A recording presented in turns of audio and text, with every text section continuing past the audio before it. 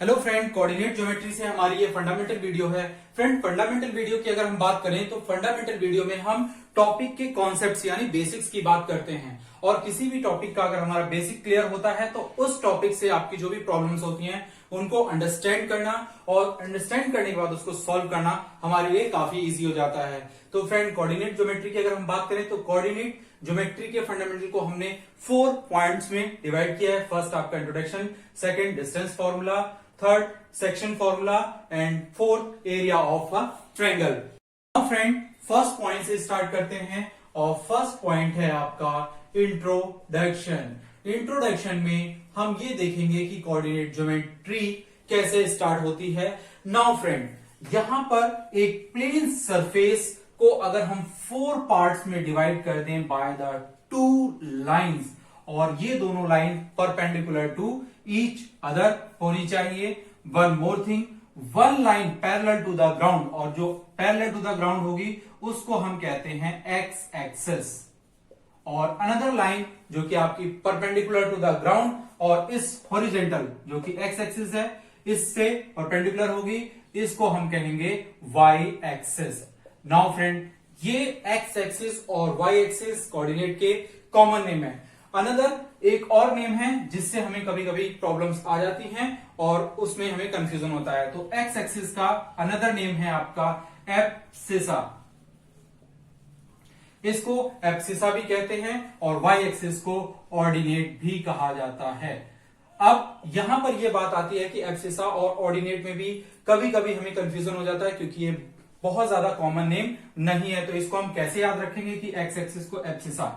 Now friend, ए और ओ में अगर आप अल्फाबेटिक ऑर्डर देखें तो ए पहले आता है, इसी तरीके से एक्स और वाई में अल्फाबेटिक ऑर्डर में एक्स पहले आता है। तो इसका मतलब एक्स फॉर ए और A for abscissa and Y, Y for O, O means ordinate. तो इस तरीके से आप इन एक्सिस के नेम भी याद रख सकते हैं। Okay friend, now friend, axis name के बाद जो हमारी ये लाइन एक प्लेन को 4 पार्ट्स में डिवाइड कर रही है, इन पार्ट्स को हम कहते हैं कार्टेशियन प्लेन और इन कार्टेशियन प्लेन से हमारे नंबर्स भी असाइन होते हैं। जैसे फॉर एग्जांपल 4 है तो जो फर्स्ट कार्टेशियन प्लेन होगा उसको हम कहते हैं फर्स्ट क्वाड्रेंट। सेकंड यहीं से स्टार्ट करेंगे एंटी क्लॉकवाइज और ये हो जाएगा सेकंड क्वाड्रेंट एंड ये आपका थर्ड क्वाड्रेंट और ये आपका हो जाएगा फोर्थ क्वाड्रेंट।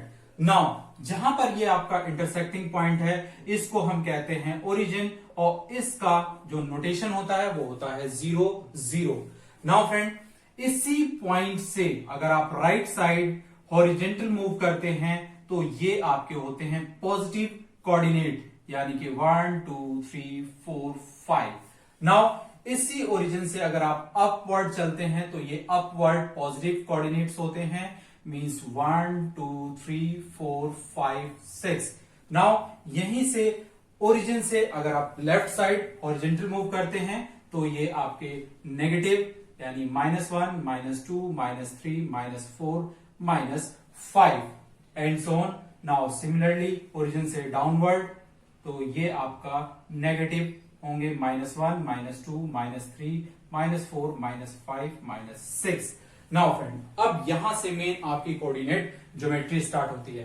अगर कोई भी पॉइंट जिस पार्ट में भी होगा वो, जैसे सपोज करिए कि यहां पर कोई पॉइंट है तो फर्स्ट क्वाड्रेंट पॉइंट होगा, अगर यहां पर होगा तो सेकंड क्वाड्रेंट और अगर यहां पे होगा तो फोर्थ क्वाड्रेंट। नाउ फ्रेंड, इनके अलावा 2 और पॉइंट्स होते हैं जो कि आपके लाई करते हैं, उनको हम कहते हैं axis point. Means in part के अलावा अगर कोई लाइन पर पॉइंट लाई करता है तो उसको हम कहते हैं एक्सिस पॉइंट और ऑन एक्सिस। फॉर एग्जांपल अगर हम यहां पर कोई पॉइंट लें तो ये हमारा हो जाएगा 3 और 0। नाउ फ्रेंड, 3 0 इस पॉइंट में भी एक स्पेशलिटी होती है कि हमेशा कोऑर्डिनेट के पॉइंट्स में फर्स्ट जो होगा वो x के लिए होगा और सेकंड हमेशा y के लिए होगा। नाउ एक्सिस पॉइंट्स की बात होती है तो एक्सिस पॉइंट हमेशा उसमें एक पॉइंट हमेशा 0 होगा। फॉर एग्जांपल अगर x एक्सिस पॉइंट है तो वो हमेशा x और 0 होगा और वाई एक्सिस पॉइंट की अगर हम बात करें तो वाई एक्सिस में 0 और वाई होगा। नाउ फ्रेंड, एक्सिस पॉइंट्स के बाद अब हम इन क्वाड्रेंट पॉइंट के कैरेक्टरिस्टिक्स की भी बात कर लेते हैं। नाउ तो जो फर्स्ट क्वाड्रेंट का पॉइंट होगा उसकी बात करें तो दोनों ही वैल्यू प्लस प्लस की, मींस जो आपके कोऑर्डिनेट होंगे वो प्लस प्लस के होंगे। फॉर एग्जाम्पल 3, 4, तो आप देखिए 3 भी प्लस का है और 4 भी प्लस का है, तो ये जो लाई करेगा फर्स्ट क्वाड्रेंट में। सिमिलरली अगर हम सेकंड की बात करें तो ये माइनस और प्लस, मींस x माइनस का होगा और y आपका प्लस का होना चाहिए, तो ये सेकंड में लाई करेगा। सिमिलरली इन थर्ड की अगर हम बात करें तो दोनों ही आपके माइनस माइनस के होंगे। ये फॉर एग्जांपल पॉइंट है। इसके अगर हम प्रोजेक्शंस की बात करें तो फर्स्ट हम मूव करते हैं पॉइंट में फर्स्ट कोऑर्डिनेट के अकॉर्डिंग। फर्स्ट है आपका -5 जो कि x है, तो x पर हम x एक्सिस पर 5 एंड देन आफ्टर -5, तो ये y से यहां पर अब दोनों से अगर हम परपेंडिकुलर ड्रॉ करेंगे तो जहां पर भी ये पॉइंट मीट करेंगे वो आपका पॉइंट होगा। नाउ फोर्थ में सिमिलरली अगर हम देखें तो फोर्थ का हो जाएगा आपका 2 और -6, मींस जो फर्स्ट कोऑर्डिनेट जो x एक्सिस का है वो पॉजिटिव और सेकंड आपका नेगेटिव। नाउ फ्रेंड, अब यहां तक आपका इंट्रोडक्शन कंप्लीट होता है। नाउ अब हम प्रोसीड करेंगे नेक्स्ट पॉइंट डिस्टेंस फॉर्मूले पर। नाउ फ्रेंड, इंट्रोडक्शन के बाद नेक्स्ट है आपका डिस्टेंस फॉर्मूला, और डिस्टेंस फॉर्मूला में फर्स्ट हम डिस्टेंस को समझते हैं। मींस कोई भी जो आपके 2 पॉइंट्स होंगे उनके बीच की जो डिस्टेंस होगी उसको हमें कैलकुलेट करना होगा, और उसके लिए जो हम फॉर्मूला यूज करेंगे उसका नेम हमने डिस्टेंस फॉर्मूला दिया है। नाउ फ्रेंड, यानी कि आपके 2 पॉइंट्स के बीच की जो भी डिस्टेंस होगी, या फिर हम ये कह सकते हैं कि ये जो लेंथ है, अगर हम 2 पॉइंट्स को मीट कर दें तो उसको कैलकुलेट करना। अब ये कहीं से कहीं भी हो सकता है। नाउ यहां से यहां भी हो सकता है, इस ओरिजिन से ये किसी भी कोऑर्डिनेट पे भी हो सकता है। मींस मेन आपका फॉर्मूला होगा, इस तरह से आपको प्रोजेक्शन नहीं करना है, सिर्फ ये हमने समझाने के लिए यूज किया है। नाउ फ्रेंड, अब हम कोई भी 2 पॉइंट्स ले लेते हैं। फर्स्ट हमने लिया x1 y1 और सेकंड पॉइंट लिया x2 y2। ये आपके 2 पॉइंट्स A एंड B हैं। अब यहां से A और B, फॉर एग्जाम्पल ये जनरल कोऑर्डिनेट हैं, अगर हमारे पास ये और ये नंबर होते तो इस डिस्टेंस को कैलकुलेट कर लेंगे, लेकिन अभी हम जनरल फॉर्मूले को लेते हैं। तो A B equal to under root x1 minus x2 whole square plus y1 minus y2 whole square, और इसी को हम ऐसे भी लिख सकते हैं, और ए बी या फिर B A x2 minus x1 whole square plus y2 minus y1 whole square. इन दोनों में कोई डिफरेंस नहीं है। फॉर एग्जाम्पल, आप यहां से यहां पर कैलकुलेट करें डिस्टेंस, या फिर यहां से यहां पर करें, इन दोनों पॉइंट की डिस्टेंस सेम रहेगी। अब जरा इस वैल्यूज को भी समझ लेते हैं। सपोज करिए हमने इसको x1 दिया है और इसको x2 दिया है, तो ये x1 और ये x2, तो x1 माइनस x2 का होल स्क्वायर दिस, और x1 minus 5 and minus 3 whole square means minus 8 whole square मिलेगा आपको 64। नाउ फ्रेंड, अब अगर हम इसी को देखें x2 माइनस x1, तो x2 मींस 3 माइनस और माइनस 5, ये हुआ -5 और इसका होल स्क्वायर, और ये जाएगा 3 प्लस 5 होल स्क्वायर, और ये आपको मिलेगा 8 स्क्वायर मींस 64। तो आपने देखा कि चाहे आप x1 माइनस x2 या फिर x2 माइनस x1 करें, आपका जो रिजल्ट होगा 64 ही आएगा। इसलिए इन दोनों फॉर्मूले में कोई भी डिफरेंस नहीं है, दोनों फॉर्मूला सेम है। नाउ फ्रेंड, इसी तरीके से अगर आप y के कोऑर्डिनेट के लिए भी, मींस y के लिए भी अगर किसी भी फॉर्मूले में रखते हैं तो y की वैल्यू भी इसी तरीके से सेम आएगी। देन आफ्टर आप उसका समेशन एंड स्क्वायर रूट करेंगे तो वैल्यू आपकी सेम आएगी। तो मींस इसके ऑर्डर चेंज होने से आपके डिस्टेंस फॉर्मूले पे कोई इफेक्ट नहीं पड़ता। नाउ फ्रेंड, अब इस फॉर्मूले की यूजेस की और थोड़े से प्रॉब्लम की बात करते हैं कि इसके में प्रॉब्लम्स किस किस तरीके से पूछी जाती हैं। ओके फ्रेंड, फर्स्ट हम देखते हैं, फर्स्ट काइंड में है आपका कोलिनियर, यानी कि कोई भी आपके 3 पॉइंट्स होंगे ए बी सी, इनको आपको कोलिनियर प्रूफ करना होगा। तो इसके लिए हमारे पास क्या होगा, A C is equal to A B plus B C. Now friend, यहां पर ये चीज आपको इस तरीके से हमने लाइन में शो किया है तो ये है, बट यहां पर ऑर्डर चेंज हो सकता है। मींस कोई भी आपके 3 पॉइंट्स होंगे, वहां पर कोई भी जो 2 पॉइंट्स की डिस्टेंस होगी वो अदर 2 पॉइंट्स के सम के इक्वल आएगी। फॉर एग्जाम्पल अगर हम देखें तो यहां पर यह भी हो सकता है A B is equal to A C plus B C. Depend करता है कि ए बी सी जो पॉइंट है वो किस तरीके से प्रोजेक्शन में है, उसको आपको ड्रॉ नहीं करना है, सिर्फ आपको ये चेक करना है। मींस आप इस तरीके से वैल्यूज निकाल लेंगे तो आपकी जो 3 वैल्यूज होंगी उसमें से एक वैल्यू हमेशा अदर 2 के सम के इक्वल आएगी, और जब ऐसा आ जाएगा तो आप कह देंगे कि ये तीनों पॉइंट्स आपके को लीनियर है। नाउ अगर अब हम ट्रायंगल की बात करते हैं तो ट्रायंगल में आपके 3 पॉइंट्स होते हैं और यहां पर भी आपको 3 कोऑर्डिनेट्स दिए जाएंगे। अब 1 बाय 1 आप डिस्टेंस कैलकुलेट कर लेंगे।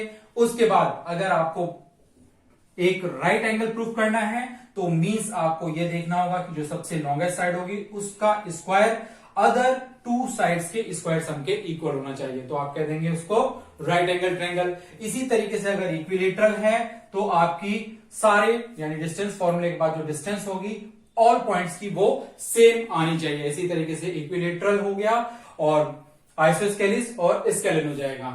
ट्रायंगल के बाद नेक्स्ट है क्वाड्रिलेटरल। क्वाड्रिलेटरल में आपको डिफरेंट टाइप के क्वाड्रिलेटरल की पॉइंट्स दिए जाएंगे और उनको वेरीफाई करने के लिए होगा या फिर उनको बताना होगा कि हमारा किस तरह का क्वाड्रिलेटरल फॉर्म होगा गिवन पॉइंट से।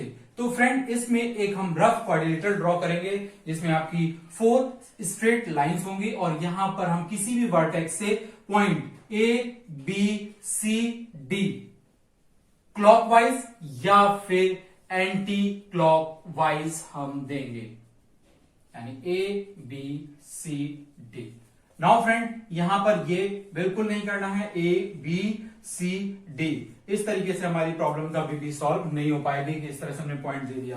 पॉइंट हमेशा हमारे या तो क्लॉकवाइज या फिर एंटी क्लॉकवाइज होंगे। नाउ अगर अब हमें प्रूफ करना है तो सिंपल हम डिस्टेंस कैलकुलेट कर लेंगे। डिस्टेंस के लिए अगर आपकी 2 डिस्टेंस इक्वल आ जाएंगी अपोजिट तो वो एक रेक्टेंगल और पैरेललोग्राम हो सकता है।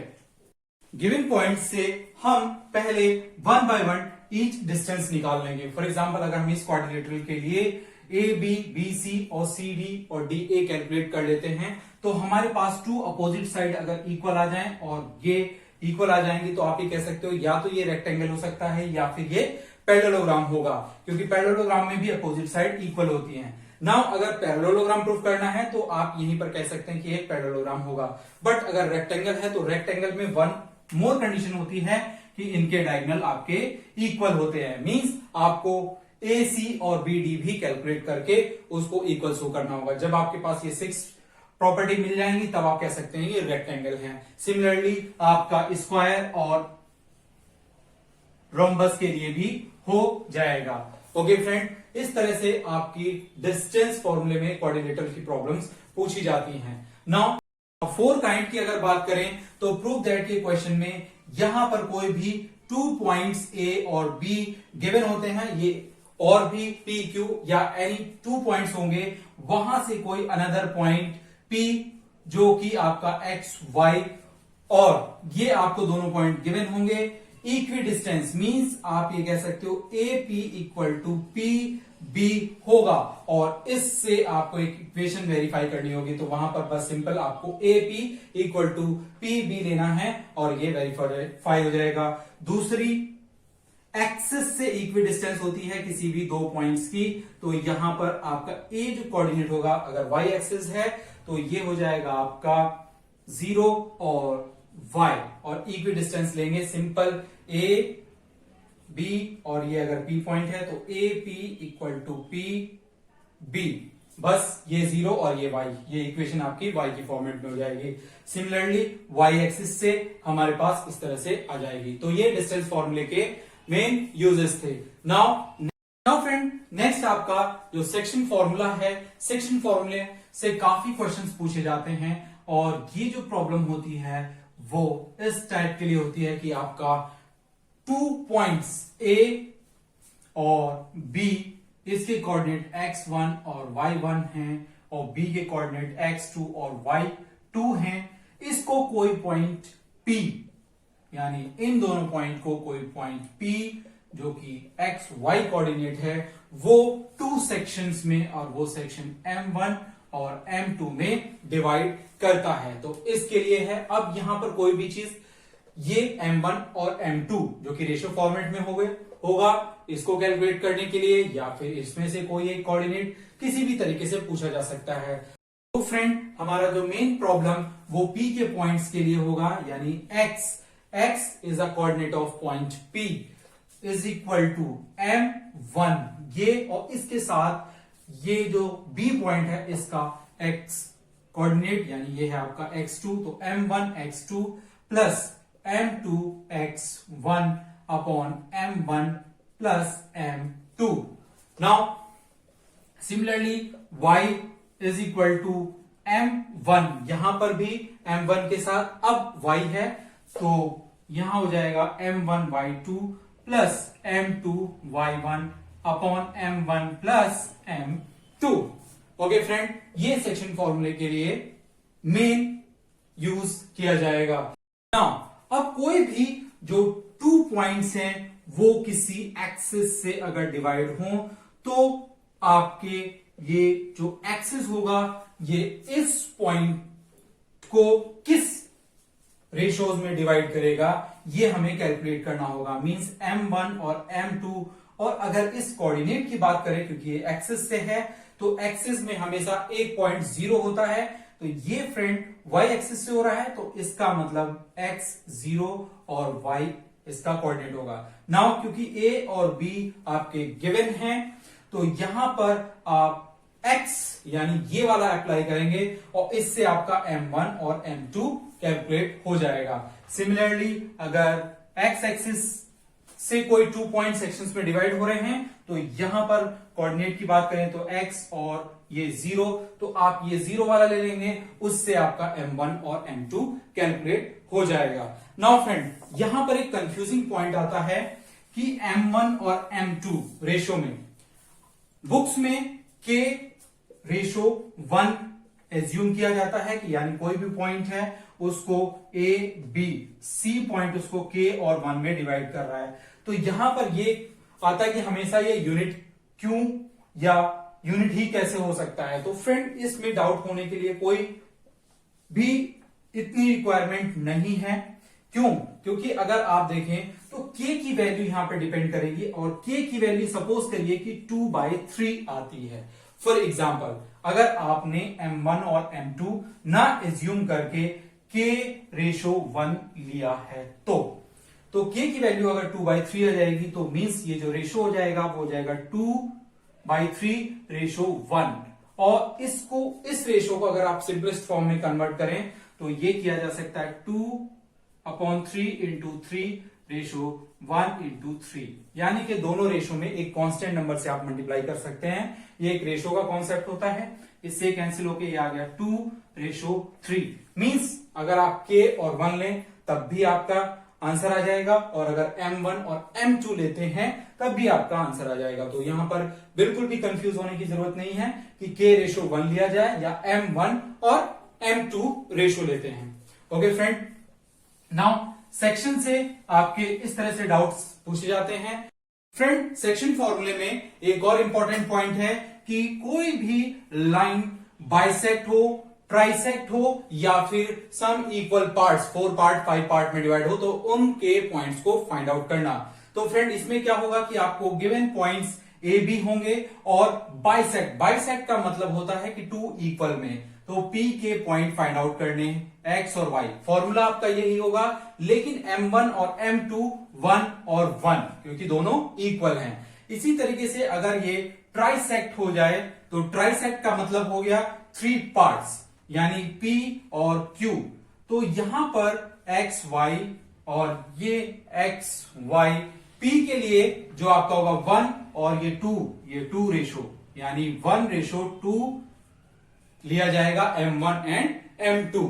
इसी तरीके से जब आपको Q कैलकुलेट करना होगा तो वहां पर आपका ये 2 और ये 1 यानी रेशो हो जाएगा 2:1 का। अगर 4 इक्वल पार्ट में करेगा तो इसका मतलब कि यहां पर A B और 4 पार्ट का मतलब यहां पर आपके पास हो गए 3 पॉइंट। तो 1/1 इसी तरीके से फर्स्ट आपका इस पॉइंट के लिए जो रेशो बन जाएगा वो बनेगा 1 2 3 यानी 1:3 का। इस पॉइंट के लिए देखें तो यहां के लिए आपका बन जाएगा 2 और 2 जिसको आप कह सकते हो 1:1। और अगर इस पॉइंट के लिए देखें तो इस पॉइंट के लिए आपका बन जाएगा 3 और ये 1 यानी 3:1। इस तरीके से आप डिफरेंट केसेस में M1 और M2 की वैल्यू इस तरीके से रेशो में लेंगे एंड देन आप सेक्शन फॉर्मूला यूज करके P Q या फिर जितने भी पॉइंट्स इस तरीके से फाइंड आउट करने होंगे उनको आप फाइंड आउट कर लेंगे। Now friend next and last है एरिया ऑफ ट्रायंगल। मींस यहां पर आपको 3 जो कोऑर्डिनेट होंगे वो बेसिकली वर्टेक्सेस ऑफ ट्रायंगल के होंगे। तो सपोज A वर्टेक्स जिसके कोऑर्डिनेट x1 और y1 है, B वर्टेक्स जिसके कोऑर्डिनेट x2 और y2 है और C वर्टेक्स उसके कोऑर्डिनेट x3 और y3 हैं। इस तरीके से आपका ये ट्रायंगल फॉर्म हो रहा है। तो इसका एरिया कैसे कैलकुलेट किया जाएगा? तो इसका फॉर्मूला होगा एरिया ऑफ ट्रायंगल